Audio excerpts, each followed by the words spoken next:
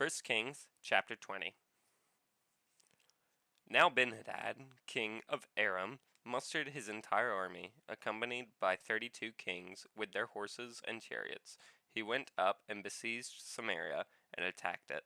He sent messengers into the city to Ahab, king of Israel, saying, "This is what Benhadad says: Your silver and gold are mine, and the best of your wives and children are mine."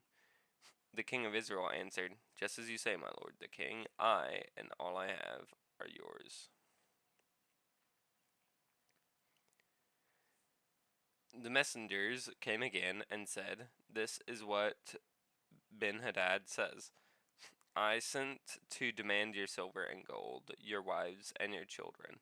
But about this time tomorrow I am going to send my officials to search your palace and the house of your officials. They will seize everything you value and carry it away." The king of Israel summoned all the elders of the land and said to them, "See how this man is looking for trouble. When he sent for my wives and children, my silver and my gold, I did not refuse him." The elders and the people all answered, "Don't listen to him or agree to his demands."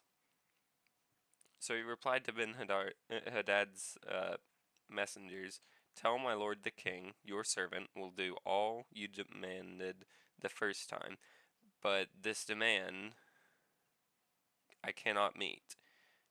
They left and took the answer back to Ben-Hadad. Then Ben-Hadad sent another message to Ahab: "May the gods deal with me, be it ever so severely, if enough dust remains in Samaria to give each of my men a handful." The king of Israel answered, "Tell him, one who puts on his armor should not boast like one who takes it off." Benhadad heard this message while he and the kings were drinking in their tents, and he ordered his men, "Prepare to attack." So they prepared to attack the city. Meanwhile, a prophet came to Ahab, king of Israel, and announced, "This is what the Lord says: Do you see this vast army? I will give it into your hand today, and then you will know that I am the Lord." "But who will do this?" asked Ahab. The prophet replied, "This is what the Lord says: The junior officers under the provincial commanders will do it." The prophet, uh, "And who will start the battle?" he asked. The prophet answered, "You will." So Ahab summoned the 232 junior officers under the provincial commanders. Then he assembled the rest of the Israelites, 7,000 in all. They set out at noon, while Benhadad and the 32 kings allied with him were in their tents getting drunk. The junior officers under the provincial commanders went out first. Now Benhadad had dispatched scouts who reported, "Men are advancing from Samaria." He said, "If they have come out for peace, take them alive. If they have come out for war, take them alive." The junior officers under the provincial commanders marched out of the city with the army behind them, and each one struck down his opponent. At that, the Arameans fled, with the Israelites in pursuit. But Benhadad, king of Aram, escaped on horseback with some of his horsemen. Then the king of Israel advanced and overpowered the horses and chariots and inflicted heavy losses on the Arameans. Afterward, the prophet came to the king of Israel and said, "Strengthen your position and see what must be done, because next spring the king of Aram will attack you again." Meanwhile, the officials of the king of Aram advised him, "Their gods are gods of the hills. That is why they were too strong for us. But if we fight them on the plains, surely we will be stronger than they.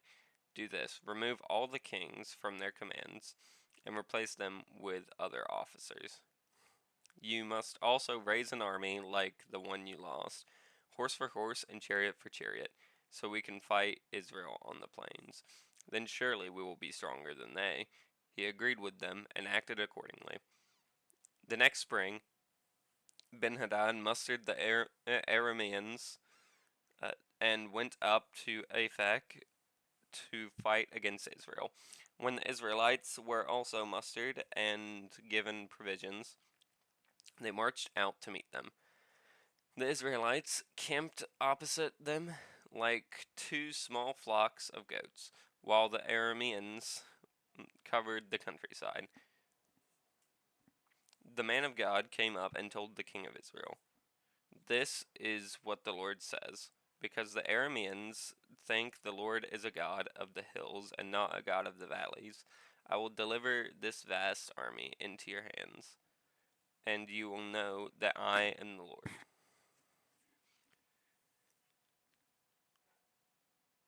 For 7 days they camped opposite each other, and on the seventh day of battle, the battle was joined.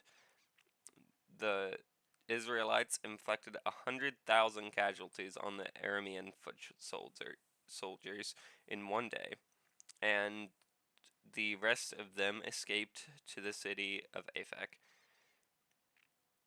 where the wall collapsed on 27,000 of them.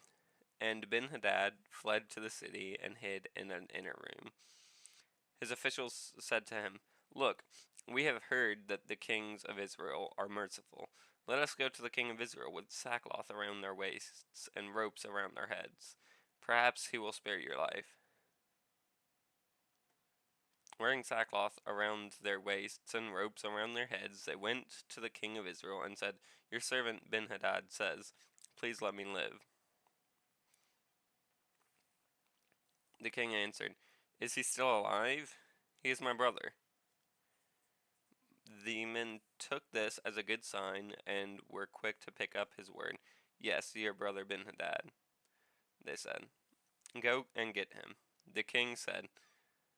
When Benhadad came out, Ahab had him come up into his chariot. "I will return the cities my father took from your father," Benhadad offered. "You may set up your own market areas in Damascus, as my father did in Samaria." Ahab said, "On the basis of a treaty I will set you free." So he made a treaty with him and let him go. By the word of the Lord, one of the company of the prophets said to his companion, "Strike me with your weapon." But he refused. So the prophet said, "Because you have not obeyed the Lord, as soon as you leave me, a lion will kill you." After the man went away, a lion found him and killed him. The prophet found another man and said, "Strike me, please." So the man struck him and wounded him. Then the prophet went and stood by the road waiting for the king. He disguised himself with his head band down over his eyes.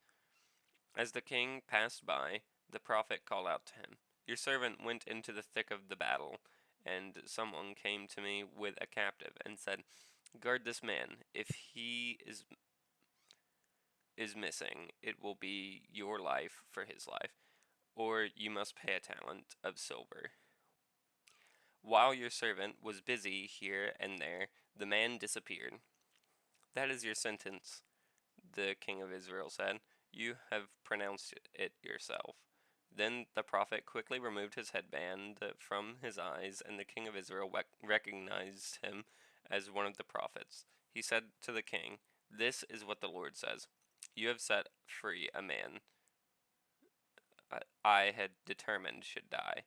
Therefore, it is your life for his life, your people for his people." Sullen and angry, the king of Israel went to his palace in Samaria.